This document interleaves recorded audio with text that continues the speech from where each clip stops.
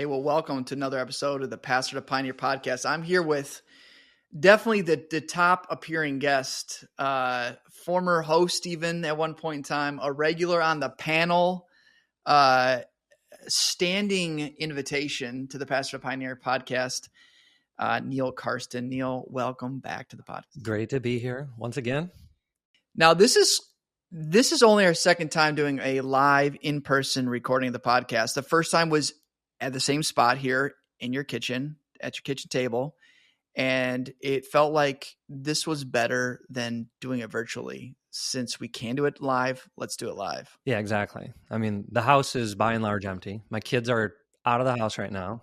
But if you hear my dog start barking, it just means somebody came to deliver something to the door or something. Hey, we just do it raw and authentic. Yep, exactly. Right, totally. Well, Neal and I were you and I were talking recently about, Pastor Pioneer's been going on for 3.5 years or so, coming up on 4 years, which is wild to think about. And we were just talking about why did we want to start focusing on pastors initially? I mean, really, that was birthed out of your heart of like, man, we got to focus on pastors. And so we're just reflecting on why pastors make good pioneers. And so we thought, that's a good conversation. We should talk more about that, but hit record and have a video camera on us. And so that's a topic today. We want to talk about the pros of why pastors make good pioneers. But then we thought, we should balance it out. There are some cons as well, some challenges, extra unique challenges that pastors have. None that we've never personally had, Only that we've seen elsewhere, theoretical, of course. And so we have about 5 for each of those that we want to share today from the podcast or on the podcast episode. So it's a little different format than normal, but every once in a while we got to bring you in, Neal, to spice it up. Yeah, exactly. Yeah, I think when we were really just starting to get this going, we realized there's a uniqueness with pastors, and that's why Pastor to Pioneer really began, is because we realized, hey, these pastors do have some sincerely unique equipping to go and pioneer. And so, but then of course, as we've been doing this, I think now we can probably articulate better, how are they uniquely suited for this? But of course, now having done this for a while, we also realize there's some unique drawbacks, for pastors engaging this as well. And so we'll see exactly where this conversation goes, but it's fun to delve into.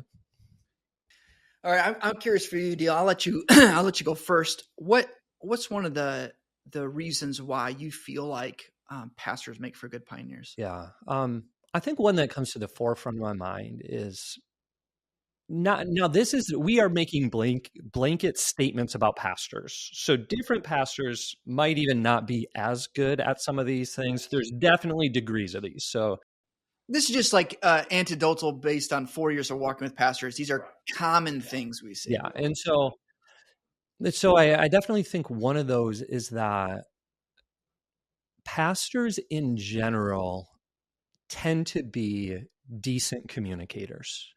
So they've learned to take something to receive it and then go and communicate it to other people. And so there is a part of what we're stepping into now in terms of trying to be the church in a different regard, in a much more decentralized kind of way.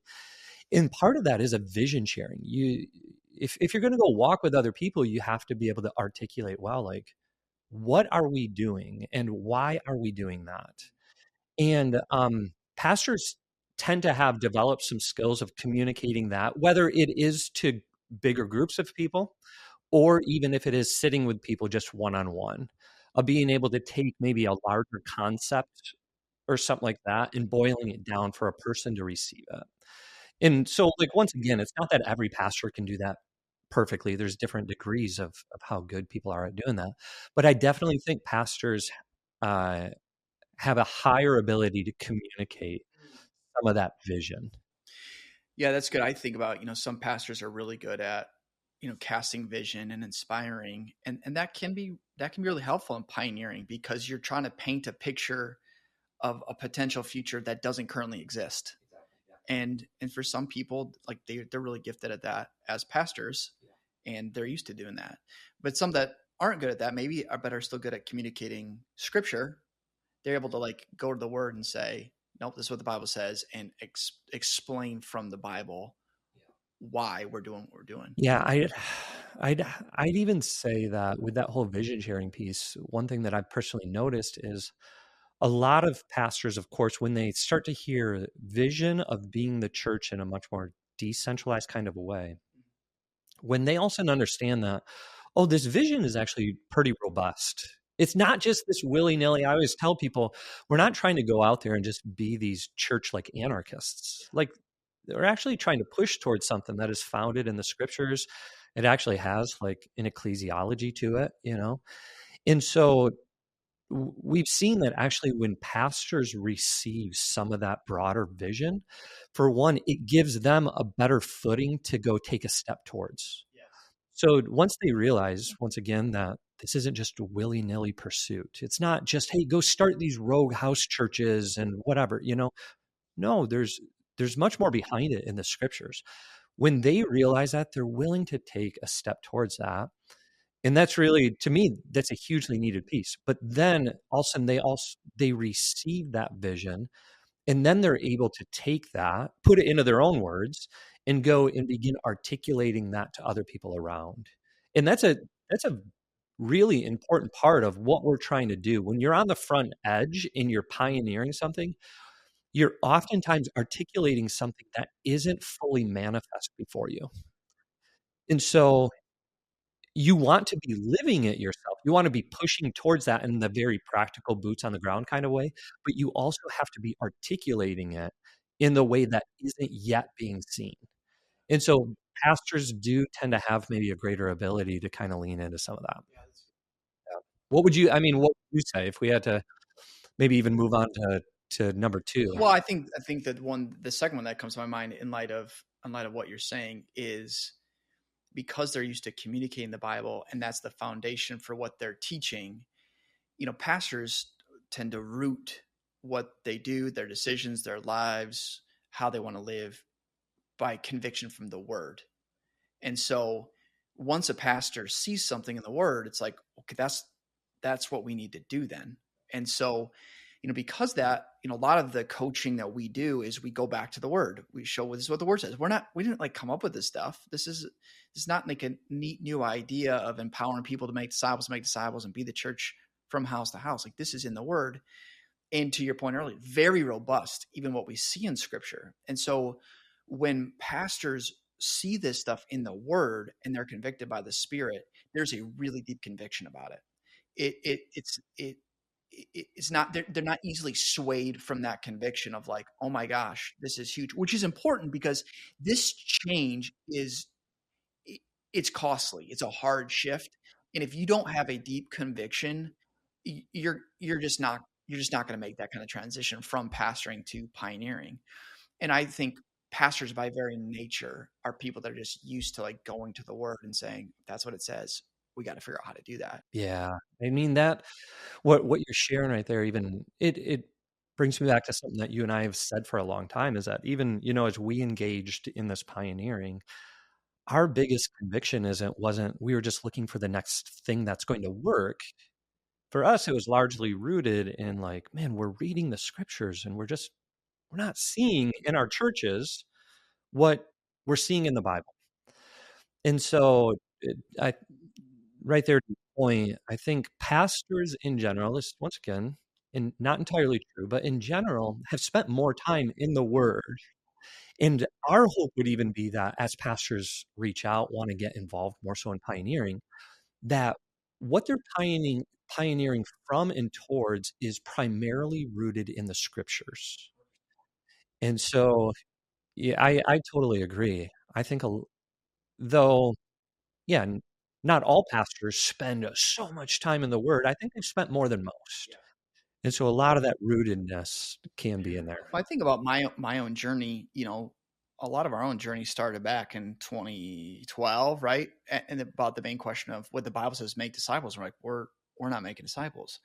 But then as we kept going back to the word for answers to other questions about what about the role of a pastor and preaching and leadership? What about money and how do churches start and what's authority? I mean, all these questions we're asking, you go back to where you're like, oh, this is all in here. The Bible actually talks about these things, and it was that time that we were wrestling through all that, that deep connection or conviction came, and then gave us footing to share that with others. And I think pastors by very nature, because they've spent so much time in the Word, they're just used to that stuff. Yeah. There's almost like a sub point to this one as well that I would add on is their time in the Word. There is like maybe even a, a more solid theological footing there as well. Because when you are pioneering into this, you are going to have to wrestle through and still run into these different theological potholes as you're making disciples, as new simple churches are starting. All these questions are going to come up. People are going to go start exploring all these rabbit trails of crazy theological things, and you're going to have to navigate some of those terrains. Once again, not every pastor has perfect theological footing. We are not saying that whatsoever.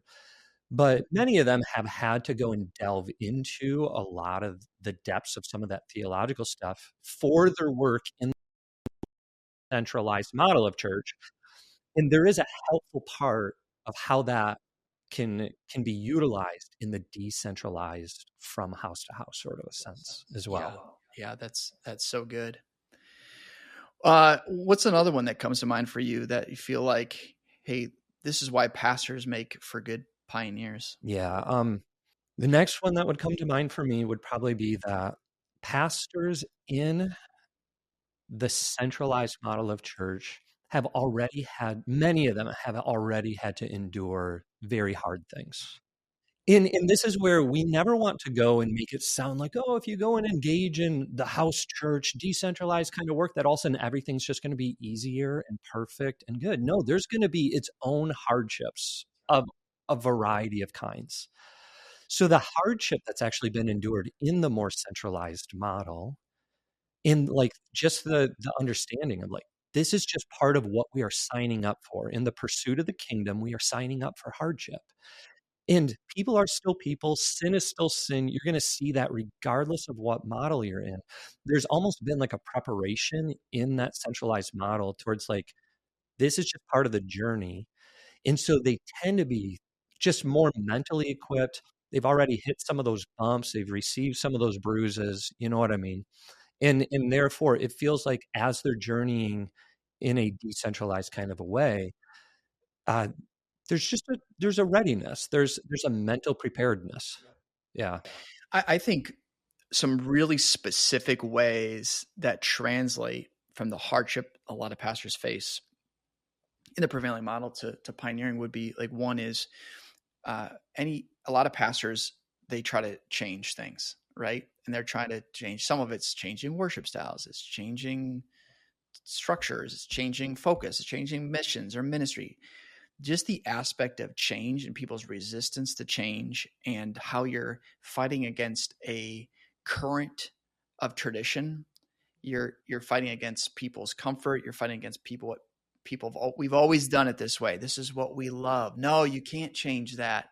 Um, a lot of pastors have navigated those waters, and just the difficulty of trying to say, I know we've done it that way, but this is what the word says. Or I know we've done it this way, but hey, here's something else to consider. That aspect of the challenge of swimming upstream or going against the gravitational pull. I think pastors have really experienced a lot of that, and boy, do you need that pioneering. Yeah, totally.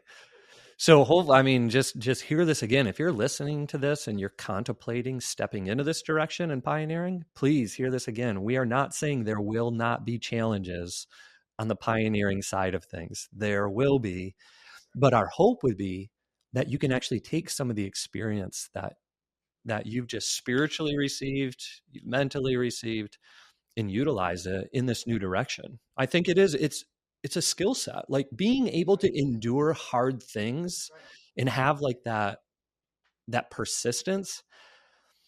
There's pieces of that is a trained, it's a disciplined skill or gift. And so I do think for many pastors, that's been honed. I think of one other one that comes to my mind that really translates well is a lot of times the pastor is very lonely, and you're not fully known or That's understood. true. And so now when you start pioneering, now on one side, friendship becomes way easier because you don't have these weird titles and expectations and spiritual goods and services being exchanged. You don't have all that. So there's a lot of ways it's much better. But when you're pioneering, you're stepping into something that doesn't exist typically, or is very new. And so a lot of people aren't going to understand what you're doing. And it may be easier to make friends, but as far as like a co-laborer or side by side in ministry, people will look at you sideways. Even now, Michelle and I, we're in a new area, a new city, and it always comes up like, where do you go to church? And this happened literally just last week.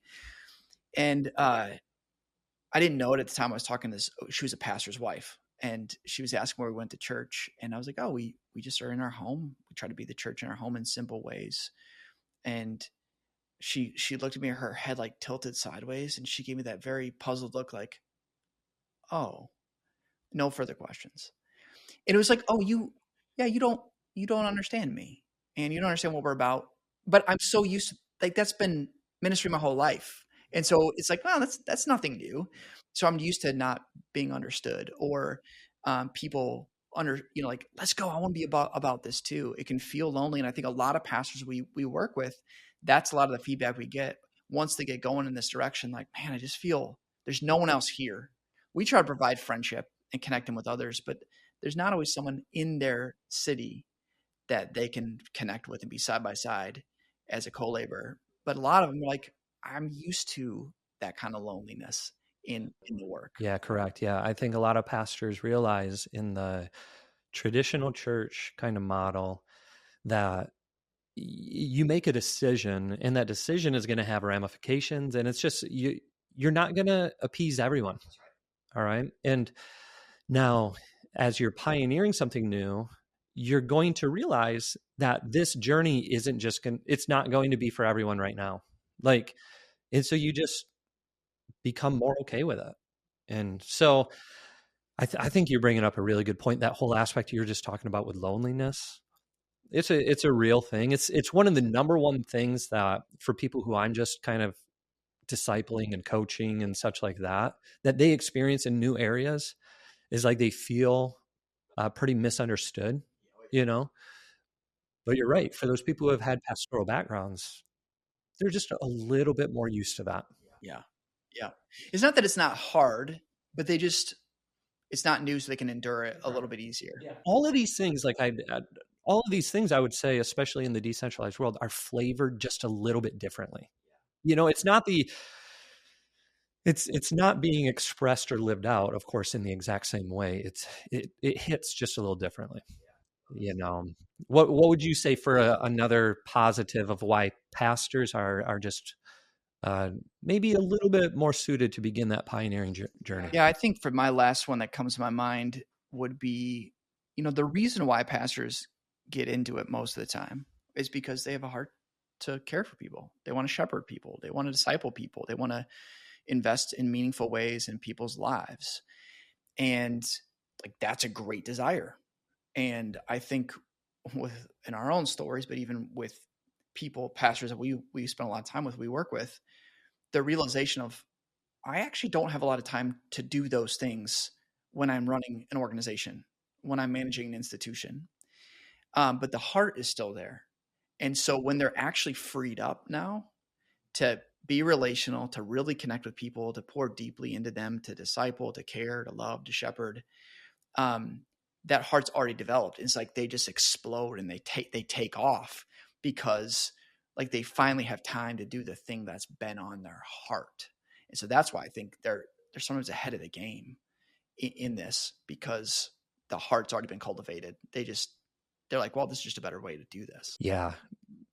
Once again, I think we've seen that expressed with it's, that's simultaneously one of the hardest reasons of why why pastors have a tough time stepping away from that model and entering into the decentralized, is because actually their heart for all those people, like that if any pastor is doing that work and it's being done in a healthy way, there's going to be a heart for the people. They're gonna love these people who are gathered around. And maybe like that love isn't being expressed in the best ways it can be, but there still is a love there. And so to see a deep love for people there, then transferred over to more of a pioneering, decentralized movement. Yeah, you're spot on with that. I know it's not about the barriers, but you mentioned it. I think you're right. Like it is a huge barrier because I can't tell you how many pastors I talk to. Like, I don't think I can step away yet because of the people. I don't want to abandon them. I don't want to, it's not a good time to leave them.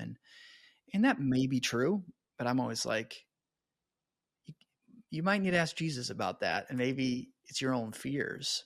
And the reality is you can actually care for people better outside of this. I mean, that from my own story, like I feel like I can care for people way better outside the institution than I ever could within. Yeah. That, I mean, this one we're talking about right now, it really is almost like this catch-22 because there's that deep love, but that deep love, it'll even blind a pastor from realizing this journey that you are on right now as a pastor is actually not the journey right now for all these people you love in this church.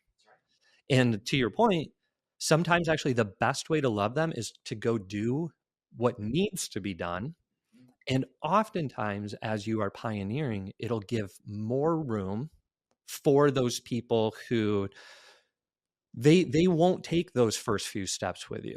They're just not going to do it. But if you go and establish those first few steps, you begin to show people, hey, this is actually healthy. It's solid. It's biblically founded. Then you're going to have more people who are going to, over time, come along with you. Well, I was talking to one couple that I'm coaching recently, and they were just reflecting, like, yeah, it was crazy. Like, we've only been out of this role for like a month now, and they said what we're realizing is how much of our life and time was spent at church activities. So if you were going to connect with us, it had to be at a church activity because that was our whole life. There was no time outside of that to connect with people. And now they're going, wow, we actually have like way more time to actually connect and love and care for people. So the heart is still there. They're just seeing this is, I didn't realize until after I stepped out how much more I'm able to actually do those things. Yeah, that's just a heartbreaking thing of just realizing like now most of your relationships are going to be formed actually around these events. And even most pastors at these events, it's not like they have capacity to really go and engage with people in any deep and meaningful way. Your mind is already in a dozen different places while you're stepping into that room. You probably have some form of leadership within that. And now if that's going to be some of your most meaningful actually connection to people, you're already spread thin. Your mind's in who knows how many other places. Oh, that's a tough go. It is. It is. Well, I'm sure there's more positives. Those are, I think, the first five that came to our minds when we were talking about it. Well, we did have one more. And so I mean we were kind of flirting with this one in the midst of it. But I think the last one is that actually Oh, yeah. pastors actually have seen the underbelly of the more traditional model of church. So this is one thing that a lot of your typical churchgoers just don't really they don't fully understand, because most people, they show up to church and then they received church and they received Christianity kind of to them on this silver platter. And many people don't see all the behind the scenes. Some get a glimpse here or there. You become an elder, you become a deacon, or you join into this ministry team and you get a little angle this way or that way.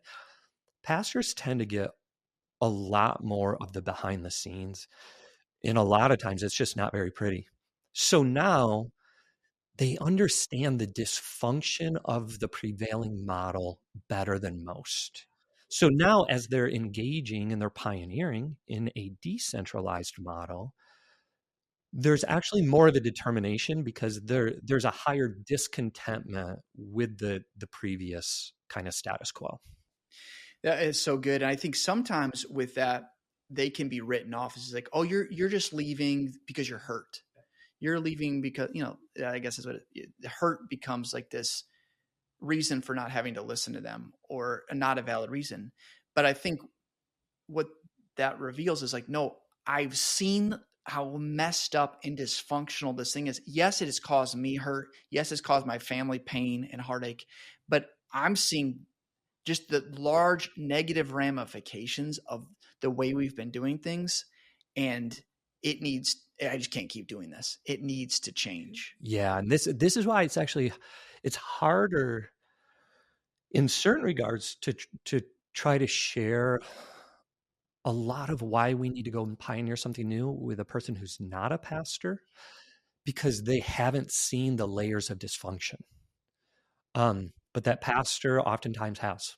Um, and so that is as hard and as sad as that really is. It is actually a positive, just because it gives more of like a propulsion towards where we need to go.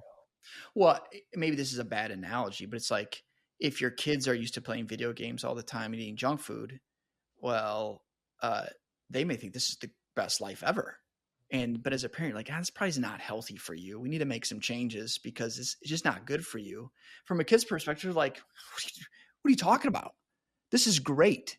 And they don't have the same perspective. And I think sometimes as pastors, you just see more broadly from a shepherding perspective that not everyone sees. I mean, even when I was a pastor and we were trying to make some changes, that was a big thing that I noticed. People didn't think anything was broken. And they're like, what are you doing? Why are you trying to make these changes? Well, I had seen and experienced all this stuff. I'm like, this is really messed up. They didn't think so. They couldn't see it. And I think part of it is just they're not going to because they didn't experience that role or that vantage point. And so I guess I can't blame them for not seeing it because they didn't have that perspective. Yeah. There's something to that role for, as unhealthy as that role of pastor is and can be. You just can't unsee. After you've seen it and you've sat in it for a little while, a year, 5 years, to however long you've been a pastor for, man, all of a sudden now you've seen things that most of the church going Christians haven't caught a glimpse of. Here's maybe a little something I would add to that for those pastors that are listening and beginning to feel that in your church context. I will just say it is not unique to your church. It is systemic. And so it's not, these are major things that I don't think you can make tweaks to your church to fix, or by you just changing churches, it's going to fix. These are like deeply systemic foundational issues within the institution of the church that cause a lot of this dysfunction. Now, you may experience more dysfunction because you've got emotionally, spiritually, relationally unhealthy and immature people that make it worse. But every pastor I've talked to, and we've talked to a ton on this journey, it, it's similar stuff because it's systemic. Yeah, correct. And then once again, this isn't us saying that there won't be hard on the other side of things, but how I've articulated it to people is it's a different kind of hard. Yeah. Like I actually felt like when I stepped from the prevailing model of church and started living into being the church simply, disciple making, that it was there was a hardness there that I felt like I could read through the scriptures and hang my hat on a lot more of like, I feel like, yeah, this, like what I'm experiencing now is really hard, but I feel like I can read that in the word more clearly. And I could actually receive more comfort from the scriptures of hardship in the decentralized stuff because I felt like it just resonated a whole lot more.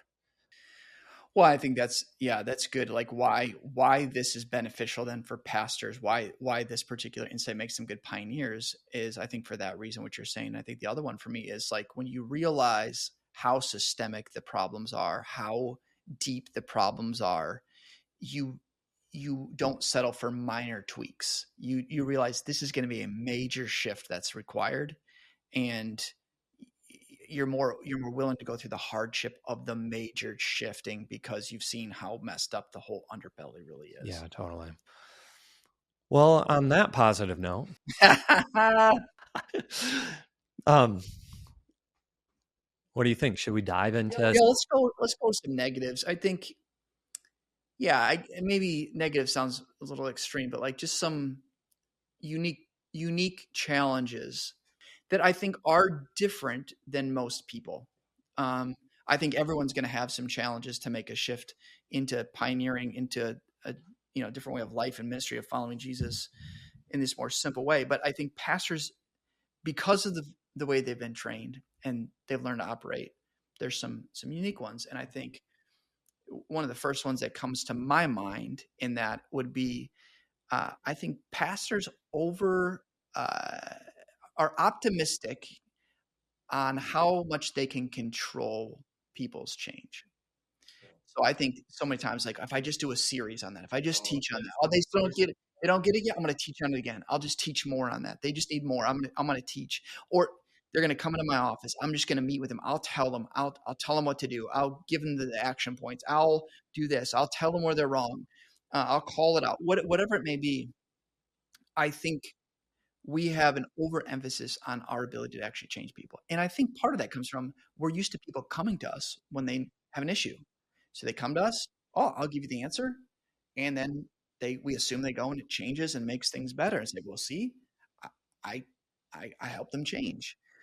And you realize pretty quickly, um, in this way of living that we're talking about, like you have zero ability to change anyone. Zero ability to change a heart, zero ability to change. Maybe you could encourage some external behavior change, but you have no power on heart change. And I think the sooner pastors can realize that, it just causes more dependence on the Lord, more dependence on His Spirit. You're praying more for that for people as you're meeting with them and engaging with them. But it's like, it's only God that can do that. And I think, quite frankly, when a pastor realizes that their limited ability to actually control and like influence people in that regard, it actually helps them mentally.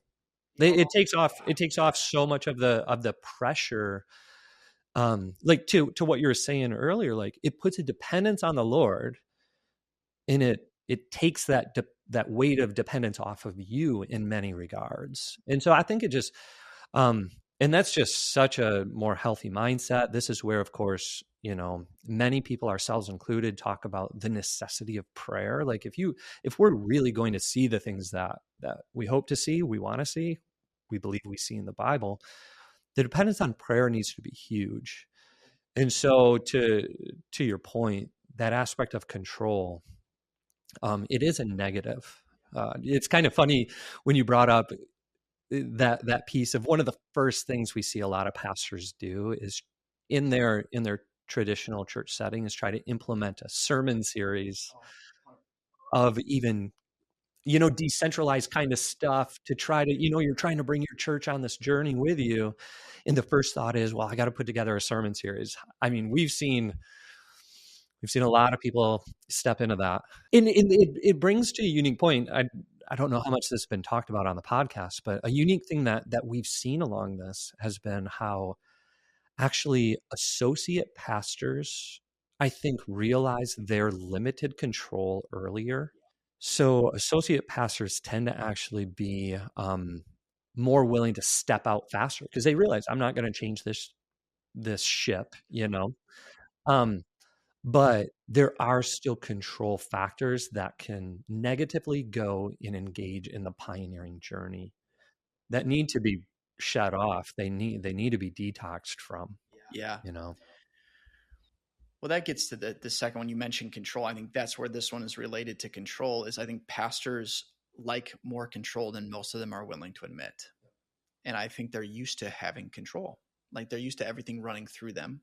They're used to them having the final stamp of approval. They're used to, as much as they want to say, "Oh no, no, no, no, no, no," and that's not the way it is.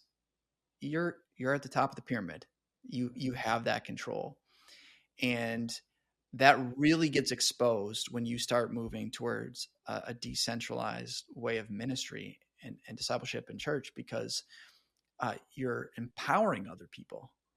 And I think what gets exposed is like, oh, I want to be a part of that. I need to be in that thing. I need to meet with this person. I need to meet with them. You thinking I can do it better than you, so I'm just going to do it. Or I'm so afraid of it going sideways or being messy. So it's like out of that fear, we maintain control. That is super common. Yeah, the way I would phrase that is so this gets to this other negative thing that is tied to the control, but it's a little bit separate, is in the prevailing model of church. Most pastors and most churches in general, their church kind of gravitates around that pastor. So they become one of the primary centralized figures within the success or demise of a church. And now when they go in and they start to engage in a decentralized work, if you this is a negative thing, is that many still want to make this pioneering work centralize and gather around them. They want to become the personality at the center of it. So what you were just saying a minute ago is a healthy decentralized thing goes and truly, like, it's empowering. It is the raising up of a bunch of others. You actually become a lot less. You become one amongst others. You might have unique function because God, of course, has gifted people differently, but you're not this also centralized person that, like, hey, this movement is going to hinge on you. And so it's a really negative thing that can get brought into movement stuff. And that's even when a movement, a work is beginning to be pioneered, to just really watch out. How much are you trying to go and make yourself the noticed figure, the celebrated guru within that? It's a thing that, in my opinion, actively needs to be fought against. And there's a lot behind that, right? A desire for control, proving ourselves, validation, identity. There's a lot behind that. But I think it's a big caution. What are some ways that you found helpful? So people, once you become aware of this, like, what can you do differently to maybe not fall into this trap? Yeah, this is so. There's ways that I think that can be done in just a small way. Like, if you take a specific gathering, like, okay, now you started meeting in a home with others. Be very attentive to this. Does the conversation always ping pong off of you? Oh, Like, and notice when people have questions, where do the eyes always go? Do they go to you? Okay. So now, like, this is where, as that pastor who's now trying to open up your home, you're gathering others in, this is going to be the natural inclination even of people who you gather into your living room. Okay. But if you're aware of this, you can begin to kind of fight that. It might not happen right away, but over time. And to me, a good way to do it is your silence in certain instances is going to be just as powerful, if not more powerful, for when you speak up. You're going to have to actively choose to be quiet at times. The other part is going to actually be to be way more intentional for other people's input. So when somebody else looks to you and they're like, well, hey, what do you think about this? To just, humbly to say, I'm actually curious to hear what other people think about this. So instead of going and engaging in that and also bolstering yourself up more and building up that, like, I do know the answers. I gotta, yeah. I think with that, the caution is to add to that is that not just to do that, because sometimes we're doing that because we know it's a good way to facilitate things. But then as a pastor, we then add our perspective at the end, or we give the final say, or we kind of direct it the way we want to go. I think sometimes just saying, I'm not sure. What do you guys think? And then just leave it at that, where you don't feel like you always have to now add your thing at the end to make sure your way gets accomplished, which is so hard. I mean, it's so challenging. But if you notice that around, like, when you gather together, you'll see when a question is asked, where do the eyes go? Also, just notice yourself too. Like, you might be used to leading or speaking a lot more in a group of people. Become more quiet. Become a way better question asker than making statements or doing things along those lines. Can be really hard, but it's very needed. I think the other way that this control gets played out is like we try to play the Holy Spirit for people, and so it's like, hey, you need to stop doing this, or this is how you need to obey, or what you need to obey right now. Versus, if a disciple is someone who listens and obeys Jesus, hey, let's talk about this, but, like, what's Jesus asking of you to do? And then you obey what Jesus says, not what I tell you to do. Because that just doesn't go well long term. If they're obeying what I tell them to do versus what Jesus tells them to do, night and day difference. But I think sometimes out of even if it's not a bad intent, which it usually is out of our own desire to control and insecurities, etc., even if it's the best intention, It's just not helpful where I'm trying to, ooh, this is what you got to do here. Yes. Yeah. Lead them towards Jesus. I do think another way to just kind of fight against that tendency is some people more than others are really active with social media. So take note as you're living into this, how much of your chronicling like your journey with this on social media, how much of what you're showing people is actually revolves around you. It's actually building you up more. Like, and man, I don't think a lot of people are out there actively doing it, but it is passively happening. And to be aware of that again, of like, okay, I'm not saying that social media stuff is bad, but actually, how can you utilize some of the social media not to keep putting your face as the one who figured out this thing, and now you're the one who's become the guru in this, in comparison to actually honoring others through the social media who maybe even you are laboring with. Highlight the people who you're pouring into more. Like, and so, I mean, yeah, we could talk in those directions a lot more, but those are just a few that maybe come to mind. Those are great. What's another one that comes to mind that you've noticed is with all the pastors you've worked with that is a barrier, a challenge when they start pioneering? Yeah, I think one of these is we would just phrase it as an overconfidence early on. You know, it's ingrained in us as pastors. You're going to step on a stage and you're going to present very confidently some things that maybe we shouldn't be presenting so confidently on. You know, and we have a tendency to act like we're know-it-alls. And I think that some of those mentalities can easily move from the current prevailing model into what you hope to pioneer. Is all of a sudden you engage in the pioneering side of things, and you act like I have this all figured out. Now I did this. We did this early on too. We are just as guilty. I could share. Do you remember? You remember when we got trained by Curtis Sargent, and we'd go back at night, and we'd be like, "Yeah, he shared a lot of really good stuff, but I think if we just do this part a little different, or if you would just like tweak this, or I don't think that works." And every single thing that we tried to be confident on our own and do differently, it totally bombed. And how often we're like, Curtis was right. Curtis was right.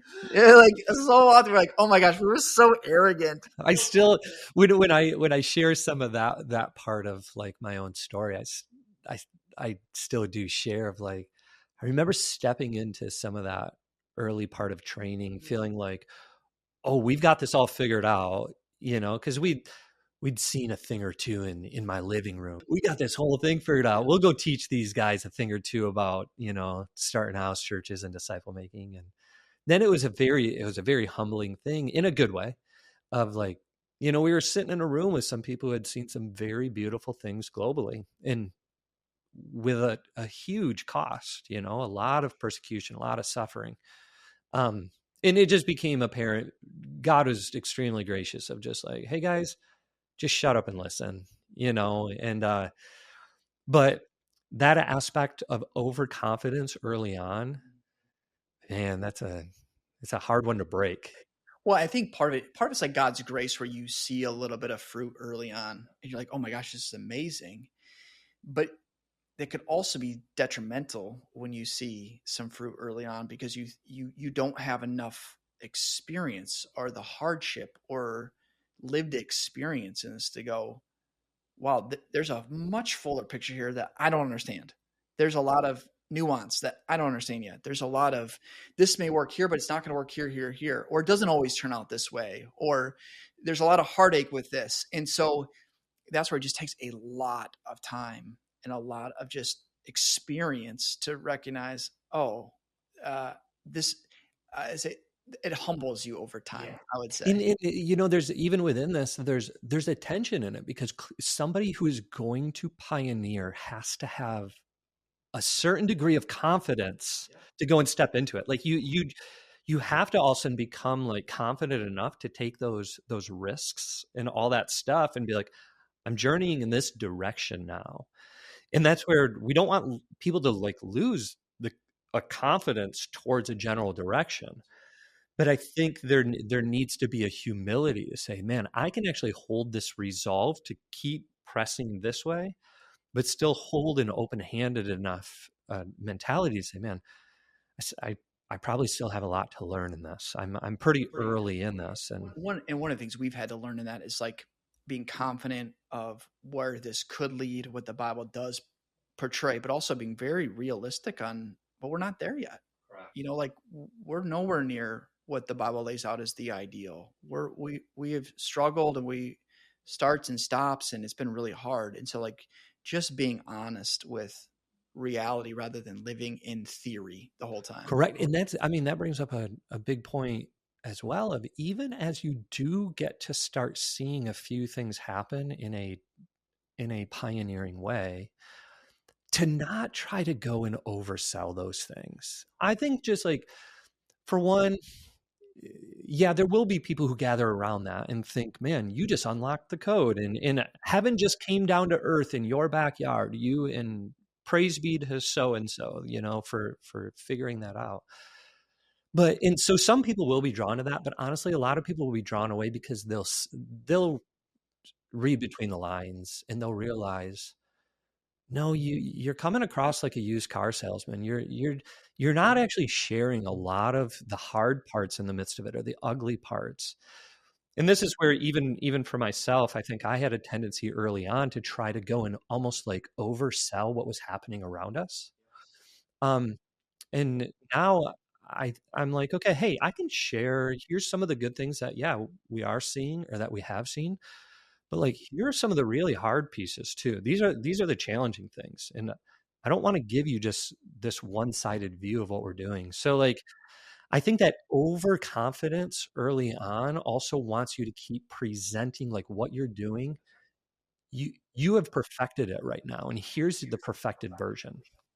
Well, and I think a lot of it we don't realize it's easy to get things started. I mean, this is our own story and so many people we talked to on this journey.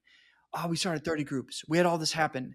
But there's a lot that you don't know yet. And so you're not doing things well, or just like even the soils, 3 out of 4 of the soils, well, one doesn't take, and then 2 out of 3 they don't bear fruit long term.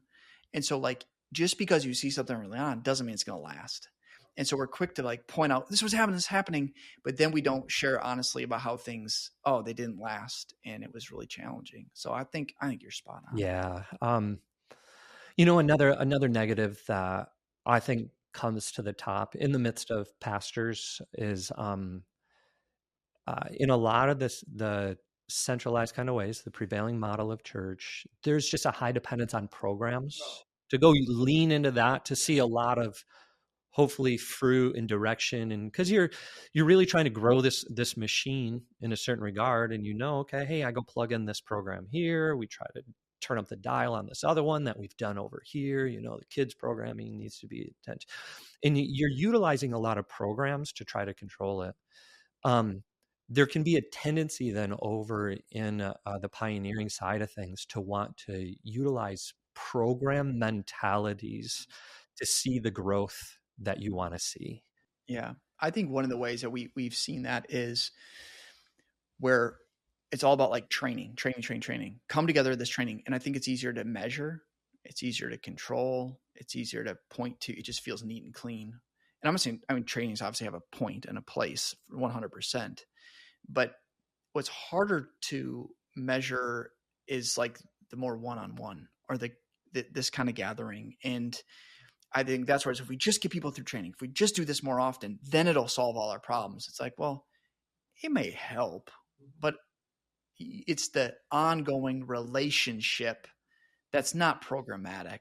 That's really, you're going to see a lot of the transformation. Yeah, you're gonna lose out on the one another's that, I mean, the relational components that actually I think a lot of people are truly longing for in their hearts. They're going to miss out on those if you just bring in these programming mentalities. It's, once again, people are going to feel like just another cog in this system. It's going to be just trying to pump out, whatever. But that's where, to me, I think the replacement much more so is, okay, hey, like, how do we actually turn this into a way more relational endeavor rather than a series of programs trying to create fruit? Haven't you seen that too? That mentality of like, even just getting that mindset with a gathering, like the church gathering. Like if we just do this and you just do these certain things, then everything will be fixed. Then people are going to grow. Versus this is just one aspect of this life of following Jesus. Have you seen that? Oh, 100%. Within even just this specific one we're talking about now of this program mentality, I think we want to be clear in this is that it's not to say that there aren't going to at times be like, hey, let's actually have some training together. But it's going to be like, where's your mentality in this? And where, like, if you're putting weight on this foot versus that foot kind of in it, where are you putting that weight? And so I think in as laboring is happening around you, it has to have that relational foundation underneath it. And then, yeah, components of still having some times of training and stuff, those are going to come along, but you can't make those your backbone. Um, and this is easy to say out loud. It's really hard to actually do. And if your mentality as a pastor has continually been around programs, man, that's a tough one to break. It is. Um, I think the other one that comes to my mind that we've talked about is, a lot of times pastors are probably more addicted to some of the things of the previous model than they even realize. And as much as we may be aware of some of those things, when you step away from the prevailing model, uh, that's when the detox happens because you're not in it and getting your hit all the time. And I think what gets exposed is, wow, I may be more addicted to these things than I realize. But you have to acknowledge it. Otherwise, you bring that stuff into the living room. And so the one of the example comes to mind is like the addiction of being the guy, being praised. Well, now I want to. It goes back to the why it influences the other one of being the center, being in control, because you'll like that. There's a dopamine hit that goes with that. Correct. It's like stuff like that you don't even realize. Like, oh man, I'm kind of addicted to some of this Yes. stuff. Like this is where even this addiction to these other things, we're almost treating this a little bit of like this clearinghouse of like, man, there's if you're uh transitioning from the prevailing model into more of a pioneering work, there's going to be a series of things that you are more addicted to than you probably realize. And those are going to present. We can't go put our thumb on all of those, for example, but you're bringing up one example of like, there is that dopamine hit that your body has just gotten used to. Your rhythms have gotten used to being able to go stand up front in front of a church of 100 to 1,000 plus people and to receive all that praise afterward. And now you're going to you don't even fully realize it, but you have gotten used to the rhythm of that in your life. When you go and all of a sudden engage in this pioneering work and that goes away, you're either one, you're going to cope with that maybe in an unhealthy way, which is not good at all, or two, you're going to long to implement things into what you're pioneering to try to get that same hit. And that's just like what you brought up there is just one example, like another is just all of a sudden the realization of like the financial weight. You realized, hey, this was a livelihood for me. I stepped away from that. Now all of a sudden you go step into a pioneering work. At this point, maybe you have figured out a way to go and pay the bills through an alternative. You got a new job, you figured something else out, but you just realize I really hate this job. And now all of a sudden you're trying to figure out how do I monetize this house church stuff that I'm doing in order to kind of free me up and pay the bills. So like there's more that we could talk about in that, but there have been dependents. One of the things I didn't do this in early on as we were coaching pastors, but I do more now is just say like, slow down and don't jump into rallying the troops to start pioneering something new with them. Start in your own home, meeting as a church in your own home, and just start discipling somebody. And you need that time out of the institution to let some of the stuff come to light to see, whoa, I do have some addiction here. I do need the detox here. Because then you're less likely to bring that into what's next as it multiplies. And I think that is one of the addictions, though, that comes up in that for a lot of people is we're used to the masses. Like, I've got to reach the masses, having huge impact. And what shifts in this is like, oh no, it starts with your own life, living this with those around you, and then pouring deeply just into the few. And then they do the same. Well, that takes a lot longer. It's a lot harder, a lot messier, and it's not as glamorous as hundreds and thousands and just the masses. But that's why I always encourage people, just slow it down, go deep, and then let the Lord rebuild from there. And this is one of the hardest things I find myself encouraging the people that I'm walking with around me. I'm sure you do as well, is we have to go and replace those kind of that longing that we had for all those things. We have to go and replace that. And Jesus actually has to become what we are sincerely content in. It's so easy to say out loud, you know what I mean? But to actually find your heart content that when you're not seeing those things met, you're not getting those dopamine hits over there. Like, man, on the other side of it, is Jesus now enough?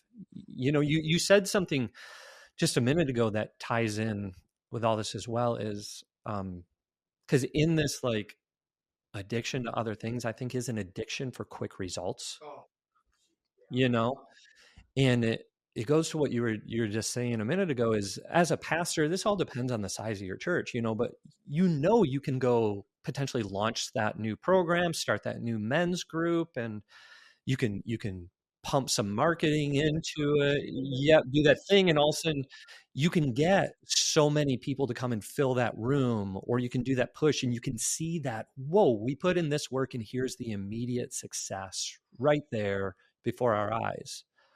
Whereas if you're going to go and engage in a more of the pioneering, decentralized sort of stuff, you're not going to go and get those same forms of like immediate success.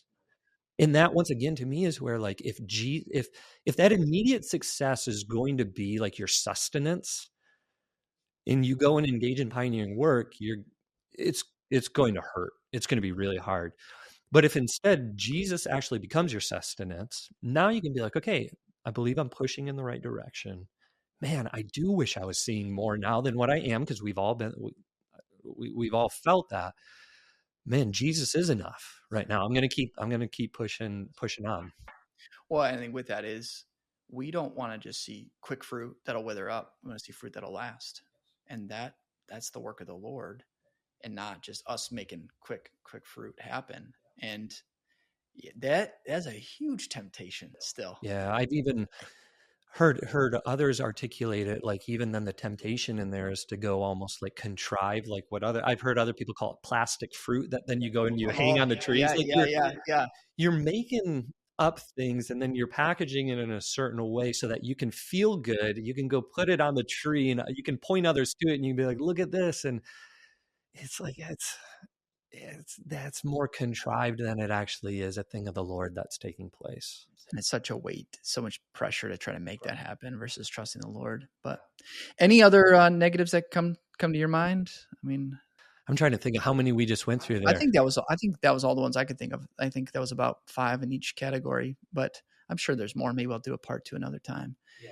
But yeah, I guess any just concluding thoughts or encouragement for those those are listening. I think just a highlight afresh is that this journey, even a pastor to pioneer for us, to say it again, it began because we realized that pastors do have, I think, a unique ability to go and engage in this direction. And so I think it's really wise for us to be aware of that if you're listening to this, you're a pastor, you are uniquely suited to go and to begin pioneering who we're called to be as the church. And we need you. We the kingdom needs you to go and to pick up that machete, start blazing that trail that hasn't been cut through yet. Um, and, as we were just talking about, there are some reasons that you are uniquely suited to go do this. But it would be unwise for us not to recognize, here are some of the ways in which, even from my story, from your story, Britton, here are the ways that we have our own trappings as well. And if we can be aware of that, man, I think we're going to be a couple steps ahead of the game as we actually go and do the pioneering that needs to be done. Well, I think, for those of you that, when people are listening to this, like, oh, that's my, I find myself falling into that trap or that trap. I think the solution is pretty easy. Just to repent and believe, like just to recognize, like, oh, I am doing that. Dang it. Just to turn from it. Like, I don't want to do that anymore. I want to live differently. I want to operate differently. I want to trust in the Lord rather than myself, whatever it may be, and then cling to him so that he bears the fruit.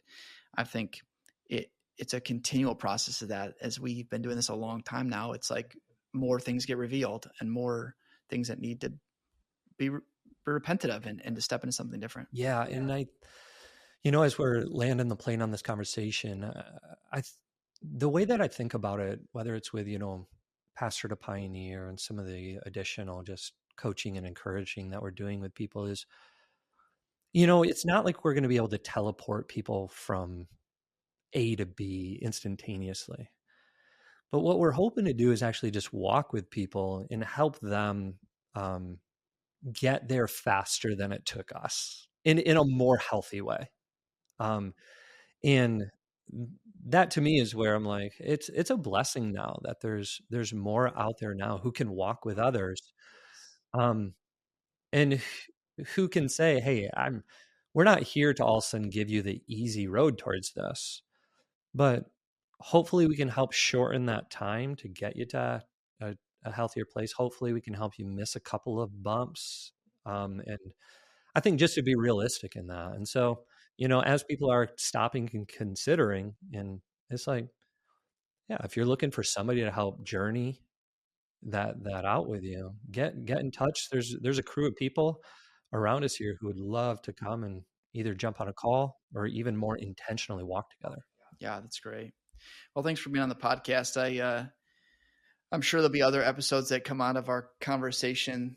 The other one I want to do at some point with you is what we were talking about the other day, is like the longer that we are outside of the institution, the more you realize it's really weird. We do a lot of weird things, and that might be fun to jump back on a recording with you and kind of flesh it out a little bit more. So I got some ideas for you. I'll get you back on here and record some more. So thanks for being on, man.